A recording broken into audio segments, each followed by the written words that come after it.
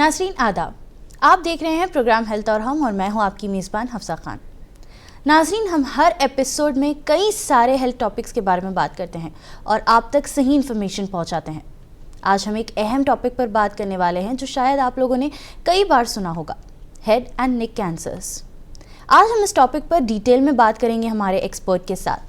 हमारे साथ आज स्टूडियो में मौजूद है अपोलो हॉस्पिटल्स जुबली हिल्स हैदराबाद के senior consultant head and neck onco surgeon doctor Arshid Hussain Hakim sahab. बहुत बहुत स्वागत है सर आपका हमारे शो में। शुक्रिया मुझे मौका देने के लिए, लोगों से रूबरू होने के लिए। तो सबसे पहले सर आगाज़ हमारे शो का इसी सवाल से हम करते हैं कि हेड एंड नेक कैंसर जो है ये होता क्या है एंड ये किन किन बॉडी पार्ट्स में जो है दिखाई पड़ता है लोगों में। जैसा कि इसका नाम ये हेड एंड नेक मतलब फेस और मुंह का कैंसर।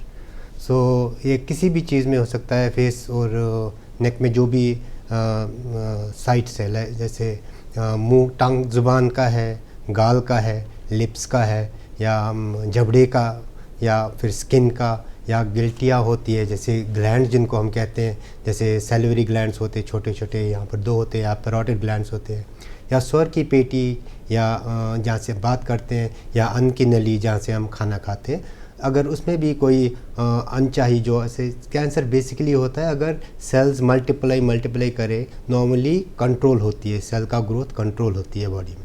अगर किन्हीं कारणों से, किन्हीं वजहों से ये ग्रोथ अनकंट्रोल हो जाए, मतलब ये कंट्रोल में ना रहे, तो इस चीज़ को हम कैंसर कहते हैं, जो किसी भी सेल में, किसी भी मुंह के या हेड एंड नेक या फेस या नेक में किसी भी टिश्यू से उठ सकता है। अब इसके सबसे कॉमन कॉजेज़ कौन से हैं जो लोगों में काफ़ी ज़्यादा दिखाई पड़ते हैं सर, उसमें थोड़ा हमें बताइए।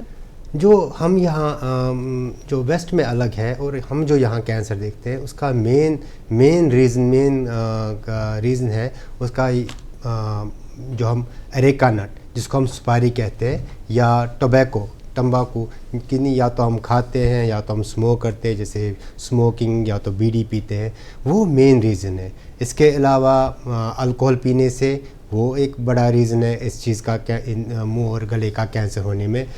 या तो कभी कभी कोई वो बहुत कम चीज़ में 90% 90% केसेस में ये सिर्फ या तंबाकू खाने से, या सुपारी खाने से, या अल्कोहल पीने से होता है। वो 10% कारणों में अलग चीज़ होता है। या तो कोई दांत नोकीला है, जो क्रॉनिक इरिटेशन जो बहुत टाइम वही रहता है, और क्रॉनिक इरिटेशन या तो गाल में करता है या तो टंग, ज़ुबान में करता है, उसकी वजह से, और हम उसको नेग्लेक्ट करते हैं तब, या उसकी वजह से हो सकता है। या बहुत कम केसेस में जेनेटिक हो सकता है, वो बहुत कम केस में। मेन कारण या तो तंबाकू खाना है, या सुपारी खाना है, या तो अल्कोहल पीना है। अब तंबाकू, स्मोकिंग, सुपारी, इससे तो ओरल कैंसर होना लाजिम बात है, बट इसमें अल्कोहल का क्या रोल है, आप थोड़ा उस पर हमें गौर फरमाइए। एक तो अल्कोहल, 2 चीज़ें हैं। एक तो अल्कोहल खुद कैंसर का, अल्कोहल में इतनी केमिकल्स होते हैं जो कार्सिनोजेनिक होते हैं, जो खुद कैंसर करते हैं। दूसरी चीज़ ये है कि अगर हम, जो भी आदमी अल्कोहल और तंबाकू एक साथ खाता है, उनमें अल्कोहल में जो इथेनॉल होता है वो सॉल्वेंट होता है। वो जो भी क्या कार्सिनोजेनिक चीज़ें, जो भी कैंसर करने वाले पदार्थ तंबाकू में है, या बीटल नट, अरेका नट, या सुपारी में, वो उनको फास्ट एब्जॉर्ब करते हैं। तो अगर एक आदमी जो खाली तंबाकू खाता है, उसमें 1% होने का चांस है, जो उसके साथ अल्कोहल भी पीता है, वो इतना फास्ट ये ऐड नहीं होता है, 2 + 2 4 नहीं होता है, ये मल्टीप्लाई हो जाता है। मतलब 3 × 3 ये 6 नहीं होगा, +6 नहीं होगा, ये 3 × 3 हो जाएगा, 9 मीन्स एक्सपोनेंशियल इंक्रीज होगा। हमने वो सिनर्जिस्टिक इफेक्ट होता है, उनमें बहुत ज़्यादा चांस होता है ये कैंसर ज़्यादा होने का, क्योंकि उनमें जो कैंसरस प्रोडक्ट, जो कैंसर कॉजिंग एजेंट्स है, जो पदार्थ है अल्कोहल, जिसमें तंबाकू में और सुपारी में, वो ज़्यादा एब्जॉर्ब होते हैं, ज़्यादा चांस होते हैं कैंसर करने के। अब जो एक वायरस है, ह्यूमन पैपिलोमा वायरस जिसे कहते हैं, उसका हेड एंड नेक कैंसर से क्या रिलेशनशिप है, आप थोड़ा उस पर बताइए हमें। जो ह्यूमन पैपिलोमा वायरस है वो मेनली कॉज करता है ओरोफेरिंजियल कैंसर। अगर आप देखेंगे, ज़ुबान होती है, ज़ुबान के पीछे का एरिया जिसे हम बेस ऑफ टंग या टॉन्सिल एरिया कहते हैं, जैसे हमारा टॉन्सिल है या बेस ऑफ टंग है, वो कैंसर्स मोर कॉमनली होते हैं ह्यूमन पैपिलोमा वायरस से। और अभी तक ये बीमारी ज़्यादा वेस्ट में पाई जाती है बनिस्बत की इंडिया में। इंडिया में जो भी मेन है वो टबैको है, पर वेस्ट में ये बहुत ज़्यादा पाया जाता है, टॉन्सिल का या बेस ऑफ टंग का कैंसर, और वो रिलेटेड होता है ह्यूमन पैपिलोमा वायरसेस, जो यूजुअली जिसे हम ऑरल सेक्स कहते हैं उसकी वजह से ज़्यादा हो जाता है, उसका कारण वही रीज़न वही होता है। पर अभी तो हम इंडिया में अभी ऐसा नहीं देख रहे, पर वेस्ट की बीमारियां इंडिया में अभी ट्रैवल बहुत होता है तो आने का चांस बहुत रहता है। इसके लिए मे बी अंदर 10 साल 20 साल में हम देखेंगे कि ये कैंसर भी हमारे इंडिया में बहुत होने का चांस है। अब यूजुअली आपने मेंशन किया है कि तंबाकू कंजम्पशन या अल्कोहल कंजम्पशन जो करते हैं उनमें ही वो लोग ही प्रोन होते हैं हेड एंड नेक कैंसर के लिए। बट क्या अगर हम एज फैक्टर की अगर बात करें तो छोटे छोटे कॉलेज के भी बच्चे हैं जो ये सब चीज़ों में जो है आगे जा रहे हैं, अल्कोहल कंज्यूम कर रहे हैं, स्मोक कर रहे हैं, तो क्या ये सिर्फ एक पर्टिकुलर एज में हमें दिखाई देता है या सिर्फ उन्हें अभी भी वो लोग प्रोन हैं ये कैंसर के लिए? नहीं, इंडिया में क्या है कि usually head and neck cancers 40 years 50 years के बाद होता है, एक्सपोजर होता है तंबाकू को या अल्कोहल को, देन वो होता है। लेकिन अभी हम देख रहे हैं कि हमारे पास अभी बच्चे आ रहे हैं 20 to 30 years, 35 years young age में ऑरल कैंसर लेके, टंग का कैंसर, बकल म्यूकोसा कैंसर। हमें ये अभी तक साइंटिफिकली पता नहीं है कि कितना मिकदार या कब शुरू करने से ये हो जाता है, ये तो अभी पता नहीं है। बट मे बी कोई लोग कहते हैं कि मेरा फ्रेंड तो 10 पूड़ियाँ खाता है, मैं तो एक ही पूड़ी खाता हूँ, मुझे हो गया, उसको क्यों नहीं हो गया।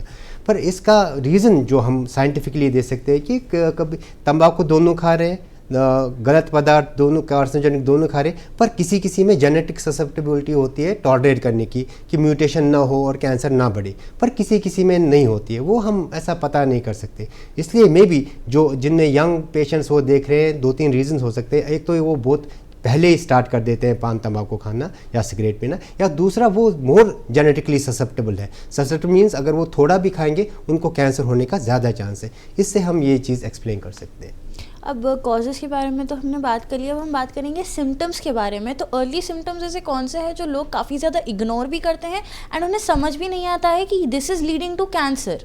तो ये कौन से ऐसे सिम्टम्स हैं जिससे फ़ौरन ना डॉक्टर को रुजू होना चाहिए लोगों को?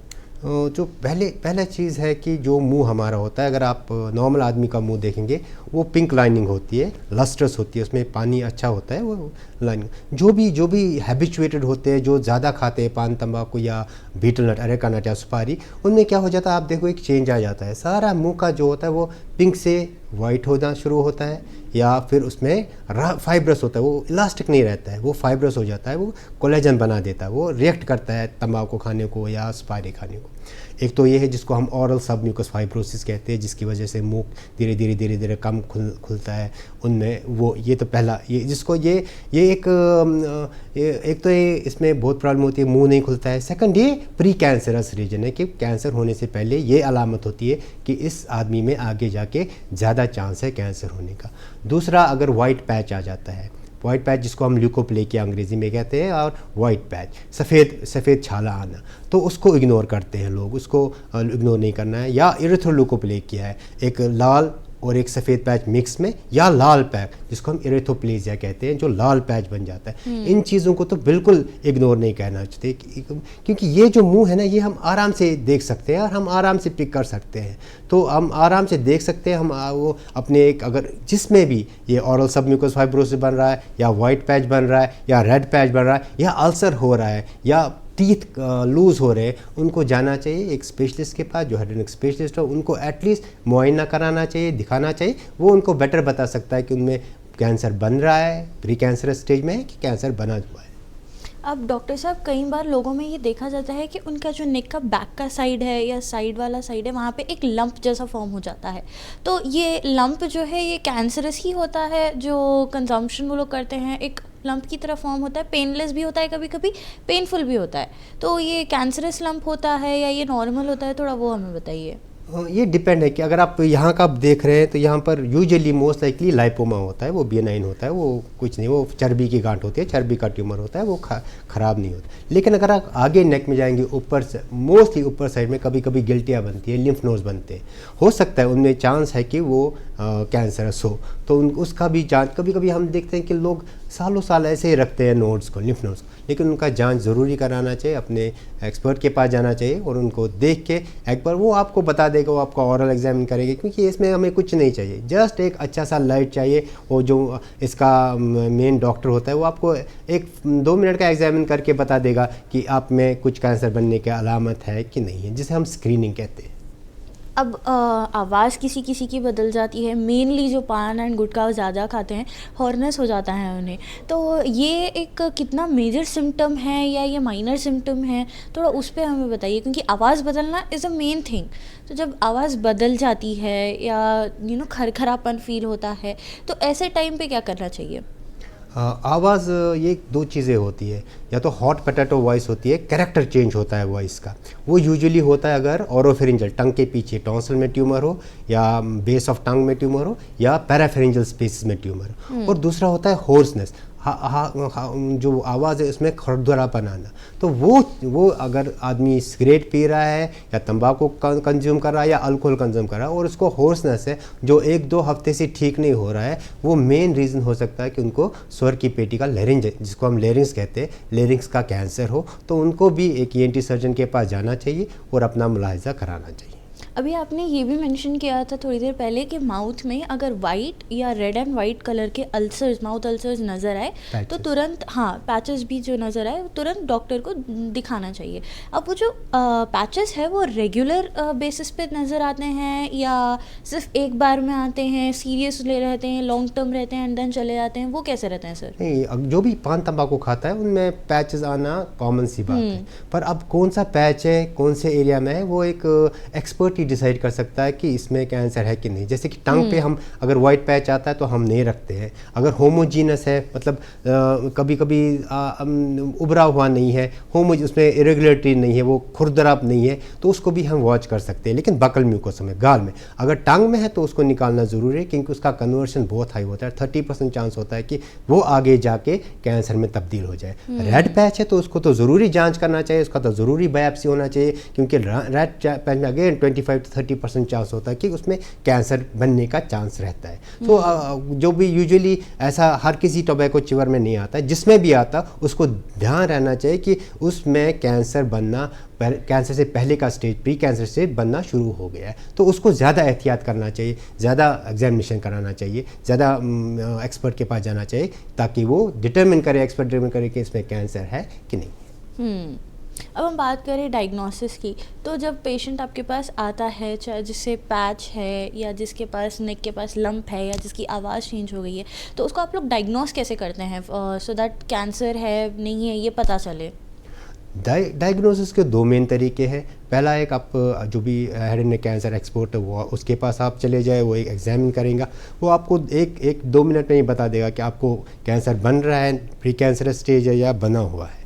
दूसरा होता है एग्जामिनेशन, जिसको हम एंडोस्कोपिक एग्जामिनेशन करते हैं। लाइक हमको फेरिंग्स, स्वर की पेटी का एग्जामिन करना है, लेरिंग्स का, या इसको जो हम खाने की नली कहते हैं, अन्न की नली कहते हैं, उसका एग्जामिन करना, तो दूसरा एंडोस्कोपी से होता है। ये 2 चीज़ें मेन होती है। अगर आप किसी भी जो इसमें एक्सपर्ट है उसके पास चले जाएंगे, वो आपको विद इन ऑफिस, आपके OPD में ही वो बता देगा। उसको बस एक अच्छा सा लाइट चाहिए, एक एंडोस्कोपी चाहिए, जो हर ऑफिस में आज, क्लिनिक में आज मौजूद होता है। वो आपको 2 मिनट में बता देगा कि आपके इसमें अलामत बन रही है कि नहीं बन रही। तो उसको हम कन्फर्म कैसे करें, या इसको मतलब आप में कैंसर है कि नहीं है, इसको हम यूजुअली कंफर्म करते हैं। छोटा सा टुकड़ा निकालते हैं जिसको हम बायोप्सी कहते हैं, इंसिजनल बायोप्सी करते हैं यूजुअली टांग में। अगर पीछे है जो हमको नहीं दिखता है, उसमें हम एंडोस्कोपी से पंच बायोप्सी करते हैं। सो उसमें 2-3 दिन में, विद इन 3 वीक हम अपने लैब को भेजते हैं वो टुकड़ा। उसमें विद इन 3 डेज़ हमको पैथोलॉजिस्ट बोलता है इसमें कैंसर है कि नहीं है या क्या चीज़ है इसमें। तो बायोप्सी मेन रोल प्ले करता है डायग्नोसिस टेस्ट में? आपका clinical examination and confirmation, main examination is clinical examination. दूसरा है आपको कैसे कंफर्म करेंगे, वो आप बायोप्सी लेके टुकड़ा, छोटा सा टुकड़ा निकाल के वो कंफर्म करते हैं। अब पेशेंट्स में अगर इमेजिंग टेस्ट की हम बात करें, जैसे CT स्कैन हो गया या MRI हो गया, तो ये कितना एक मेजर रोल प्ले करता है ऐसे पेशेंट्स के लिए? जो भी हमारा इमेजिंग मोडेलिटीज़ है, चाहे आप CT स्कैन ले लो, PET CT स्कैन ले लो या MRI स्कैन ले लो, उसका रोल है स्टेजिंग करना, उसका रोल डायग्नोसिस नहीं होता है। उसका रोल है स्टेजिंग करना, कि हमको मेरे पास पेशेंट आया, मैंने उसका बायोप्सी लिया, मैंने उसको कंफर्म किया इसमें कैंसर है, मैं इसको MRI या CT स्कैन या PET स्कैन में भेजता हूँ, तो उससे मुझे पता चलता है extent of disease. Extent of disease mean stage, हम उससे स्टेज करते हैं डिजीज़ कि डिजीज़ इधर है, कितना एरिया इन्वॉल्व किया है, बोन इन्वॉल्व किया है नहीं किया है, स्किन इन्वॉल्व किया है नहीं किया है, टंग में गया है नहीं गया है, नोट्स में गया है नहीं गया, किसी और जगह बॉडी में गया है नहीं गया, इसका रोल होता है। इसका मेन इमेजिंग का रोल मेन स्टेजिंग होता है, ना कि डायग्नोज करना। डायग्नोज सिर्फ 2 चीज़ों से, आपका क्लिनिकल एग्जामिनेशन और आपका बायोप्सी। अब पेशेंट्स को जब पता चल जाता है कि उनका स्टेज कौन सा है एंड देन कैंसर उन्हें जो है डिटेक्ट हो जाता है, तो अब ट्रीटमेंट ऑप्शंस कौन से डॉक्टर जो है सजेस्ट करते हैं, रेडिएशन या कीमोथेरेपी, या कौन से स्टेज पर आप लोग सजेस्ट करते हैं पेशेंट्स को? जो मेन, जब मेरे पास पेशेंट आ गया, मैंने उसका बायोप्सी लिया, कंफर्म किया, उसके बाद CT स्कैन या PET स्कैन किया, स्टेजिंग किया, तो हम इसको 4 स्टेज में डिवाइड करते हैं। तो उस पर डिपेंड होता है कि हम इसका आगे का ट्रीटमेंट कैसे मैनेज करेंगे। जैसे कि स्टेज 1 में आ गया, स्टेज 2 में आ गया, तो उसका एक ही मॉडलिटी होता है, यूजुअली या सर्जरी या तो रेडियोथेरेपी होता है, कि डिपेंड कि कौन सा एरिया में है, किधर एरिया है, एक्सेसिबिलिटी कितना है, नोड्स में डिजीज़ है कि नहीं, कि उस पर डिपेंड होता है कि हम या सर्जरी चूज़ करते हैं या radiation. Most of the time हम लोग सर्जरी चूज़ करते हैं, क्योंकि हम रेडिएशन को बचाना चाहते हैं आगे ट्रीटमेंट के लिए।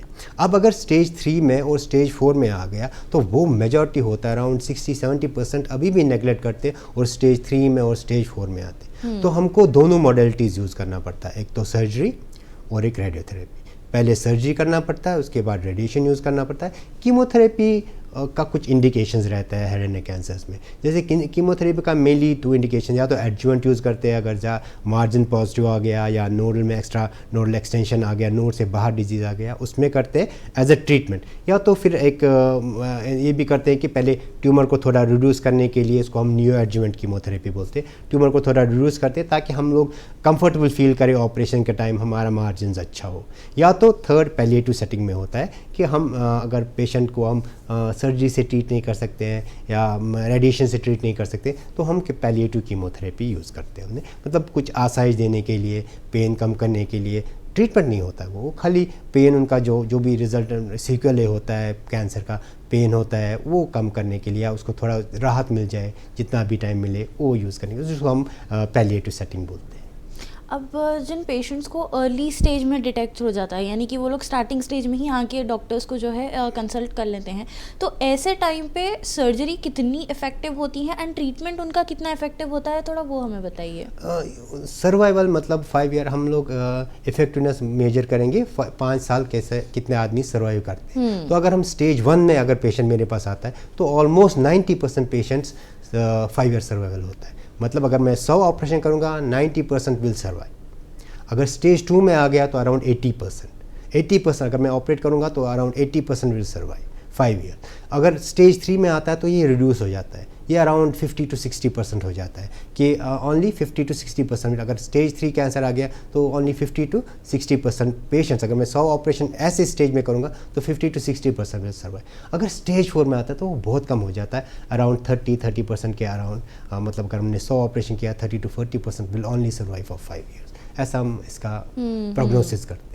अब जिनको रेडिएशन आप लोग सजेस्ट करते हैं, अब जो उनका रेडियोथेरेपी चलता है, तो जो नॉर्मल टिश्यूज़ होते हैं उनके, क्या वो डैमेज होने के चांसेस होते हैं या वो नॉर्मल ही रहते हैं? रेडिएशन में बहुत सारा साइड इफेक्ट होता है, मगर अभी हमारे पास अच्छा रेडिएशन आ गया कि हम लोग like IMRT, image guided, so we can, हम लोग इसको ट्यूमर को अटैक करते हैं, जो मेन चीज़ है जैसे ब्रेन है या स्पाइन है, पीछे से स्पाइनल कॉर्ड है, उसको बचा के हम यूज़ करते हैं। पर स्टिल साइड इफेक्ट्स आते हैं, बट हम लोग नॉर्मल टिश्यू तो नॉर्मल टिश्यूज़ को ट्रीट नहीं करते। मेन जो कैंसरस टिश्यू है जहाँ पर फैलने का, उस एरिया को टारगेट करने की कोशिश करते हैं। मेनली लोगों को यही डर रहता है रेडिएशन ट्रीटमेंट में कि ये अगर हम नॉर्मल टिश्यू को अगर इफेक्ट करेगा तो कैसे, जहाँ पे वो ट्यूमर है या जहाँ पे कैंसरस प्रोडक्ट्स है वहाँ से हट के अगर नॉर्मल टिश्यू, तो ये बहुत बड़ा एक डर है लोगों में। नहीं, अब हमारे पास अच्छे रेडिएशन है। वो पुराने ज़माने में जब कोबाल्ट यूज़ करते थे तब ज़्यादा साइड इफेक्ट्स होते, अभी तो साइड इफेक्ट्स बहुत कम हो गए।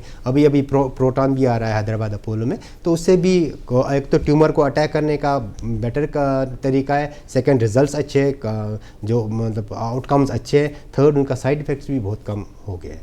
अब जिनको गले में प्रॉब्लम होती है, दिक्कत होती है बात करने में या निगलने में, तो ऐसे पेशेंट्स को बाद में, सर्जरी के बाद में स्पीच थेरेपी या स्वॉलोइंग थेरेपी, ऐसे कुछ ट्रेनिंग आप लोग देते हैं सो दैट उन्हें ईज़ फील हो? बहुत सारी एक्सरसाइजेज है हमारे पास, अलग स्पीच थेरेपिस्ट, स्वॉलोइंग थेरेपिस्ट रहता है, जिनको तकलीफ़ होती है, जिनको खाने, जब ऑपरेशन करते हैं तो खाने पीने में या बात करने में तकलीफ़ होती है, जो मेनली होता है लेरिंजर, और या अगर सर की पेटी या अंत की नली का, फेरिंग्स का कैंसर होता है, तो उनको हम रेगुलर एक्सरसाइज पे, जिसको हम रिहेबिलिटेशन कहते हैं, एक सेंटर रहता है हमारे पास, जो सेंटर उनको सिखाता है, फिर एक्सरसाइज कराता है ताकि उनका सेफ़ स्वॉलो हो जाए। सेफ़ स्वॉलो से मतलब है, मुराद है कि उनका जब खाएंगे तो लोअर जो लंग्स है वो बचना चाहिए, उसमें खाना नहीं जाना चाहिए, खाना सीधे अंत की नली में जाना चाहिए।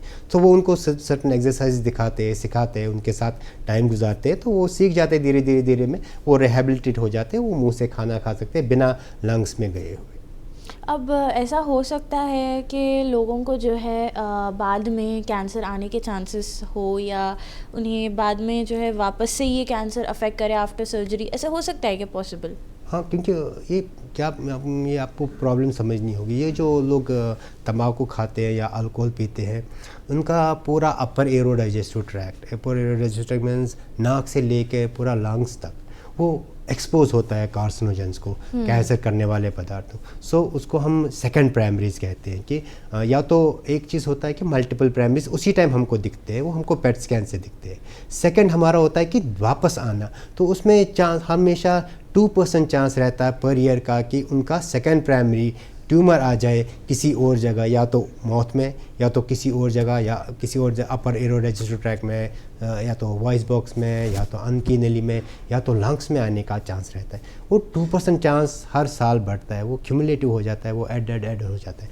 इसके लिए हमको उनको फॉलोअप पे रखना पड़ता है हर 2 महीने में, इनिशियल 2 ईयर्स को। जब भी इवेंट होने वाला है, अगर वापस आने वाला है, तो मेनली जो 80-90% रिकरेंसेज हो जाती है वो विदिन 2 ईयर्स हो जाती है। तो उनको हम हमेशा 2-2 महीने में बुलाते हैं, उनको एग्जामिन करते हैं, या चेस्ट एक्सरे करते हैं, या पेट स्कैन, या जो भी हमको लगे उस टाइम मौजू है उस पेशेंट के लिए, उसने कितना खाया है, वो कैसे बिहेव कर रहा है, उसका आगे जाके कैसा बंद किया है तंबाकू, नहीं खा रहा है अभी भी, तो अगर खा रहा है तो और होने का चांस रहता है। तो उनको हम फॉलोअप पे रखते हैं, minimum 2 years up to 5 years हम उनको फॉलोअप पे रखते हैं। अगर हमको मेन मतलब होता है फॉलोअप का कि अगर उनमें बन गया तो वो अर्ली इसमें पकड़ ले कि ताकि उनको आगे जाके मिनिमम ट्रीटमेंट करना पड़े। अब सबसे आखिर में डॉक्टर साहब हम आएंगे हमारे टॉपिक के प्रिवेंशंस पे, एंड ऑल्सो ये आखिरी सवाल मेरा आपसे ये रहेगा कि हमारे व्यूअर्स को आप क्या बोलना चाहेंगे प्रिवेंशन से लेके, एंड आपका अगर कोई टिप्स एंड ट्रिक्स है सो दैट अपने लाइफस्टाइल में ये लोग चेंजेस लाए एंड इस चीज़ को जो है प्रिवेंट कर सके। सबसे पहले मुंह, ऊपर वाले ने, अल्लाह ने मुंह दिया है खाने को, वो खाना अच्छा खाना चाहिए। सो हमको तब अगर आपको कैंसर से बचना है, 90% कैंसर छोड़िए, मुंह का कैंसर, इसका कैंसर छोड़िए, हर किसी बॉडी में 90% cause of cancer is your eating habits. अगर आप तंबाकू खा रहे हैं, अल्कोहल पी रहे हैं, तो आपको जो भी कैंसर 90% रिलेटेड कैंसर्स होते हैं वो आपको होने का चांस है। सो बेस्ट इज़ अगर आप अवॉइड कर सको तो अवॉइड करो। अगर आप हेल्दी खाना खाओ, आपका फूड में ज़्यादातर वेजिटेबल्स और फ्रूट्स होना चाहिए, बने हुए के कार्ब्स कम करो, प्रोटीन डाइट इंक्रीज़ करो, वेजिटेबल्स और फ्रूट्स इंक्रीज़ करो अपने इसमें। और अगर आपको लग रहा है कि आपने खाया है तंबाकू, आप अभी हमारे पास कुछ दवाइयाँ है रेटिनोइक एसिड्स, वो पर वो उतना काम नहीं करती है, वो थोड़ा टाइम तक देती है रिलीफ, बाद में फिर वो वापस वैसा ही हो जाता है आदमी। So best is prevention. So if you want to avoid cancer formation, इसको पान तंबाकू तो अपने या अल्कोहल को अपनी ज़िंदगी से निकाल दो, हेल्दी लाइफ जियो, हेल्दी खाना खाओ, कैंसर होने का चांस बहुत कम है। बहुत बहुत शुक्रिया डॉक्टर साहब आपका हमारे साथ जुड़ने के लिए। आई होप ये इन्फॉर्मेशन हमारे व्यूअर्स के लिए भी बहुत फ़ायदेमंद साबित होगी। तो बहुत डिटेल में हमने बात की डॉक्टर साहब, एंड ये चीज़ काफ़ी ज़्यादा लोगों को भी समझनी चाहिए कि जितना हो सके अपनी लाइफ के साथ खिलवाड़ ना करें, एंड अपनी फैमिली वालों का भी ख्याल करें आप। तो इंशाल्लाह अगले एपिसोड में और अच्छे से हम लोग किसी और टॉपिक पे बात करेंगे डॉक्टर साहब। शुक्रिया मुझे बुलाने के लिए और रूबरू होने के लिए। आज के प्रोग्राम में हमने हेड एंड नेक कैंसर्स के causes, symptoms, diagnosis and treatment के बारे में डिटेल में बात की है। नाजरीन याद रखिए, आप लाइफ में कोई काफ़ी सारी चीज़ें शायद एन्जॉयमेंट के लिए करते होंगे, बट ये छोटी छोटी एन्जॉयमेंट की चीज़ें बाद में बहुत ज़्यादा आपको जो है इफ़ेक्टिव साबित होगी, आपकी लाइफ ख़राब करने पर आ जाएगी। लिहाजा अपना और अपनी तबीयत का ख्याल रखें और अपने अपनों का भी ख्याल रखिए। मिलते हैं अगले एपिसोड में एक नए हेल्थ टॉपिक के साथ। तब तक के लिए मुझे दीजिए इजाज़त और आप बने रहे मुनसिफ टीवी के साथ।